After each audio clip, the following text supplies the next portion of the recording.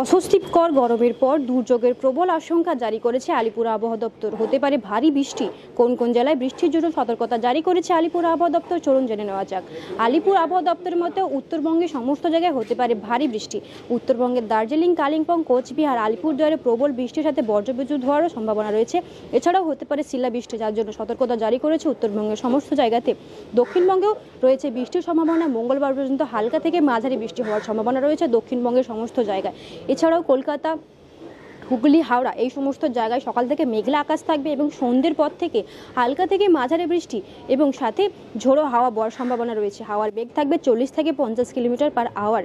দক্ষিণবঙ্গের পশ্চিম মেদিনীপুর, পূর্ব মেদিনীপুর, বর্ধমান, পূর্ব বর্ধমান, পশ্চিম বর্ধমান, বাঁকুড়া এবং হাওড়া এই সমস্ত জায়গায় তাপমাত্রা বৃদ্ধির জন্য সতর্কতা জারি করেছে আলিপুর আবহাওয়া দপ্তর। কলকাতায় সর্বোচ্চ তাপমাত্রা থাকবে আজকে 35 ডিগ্রি এবং সর্বনিম্ন তাপমাত্রা থাকবে 26 ডিগ্রি, যা স্বাভাবিকের থেকে বেশি 1 ডিগ্রি। এছাড়াও কলকাতায় হালকা মেঘলা আকাশ থাকার জন্য তাপমাত্রা দুপুরের দিকে অত্যন্ত পরিমাণে গরম হওয়ার সম্ভাবনা রয়েছে। ক্যামেরায় শুভজিতের সাথে আমি আশা, নিউজ 319 কলকাতা। आप देख रहे हैं न्यूज UNI।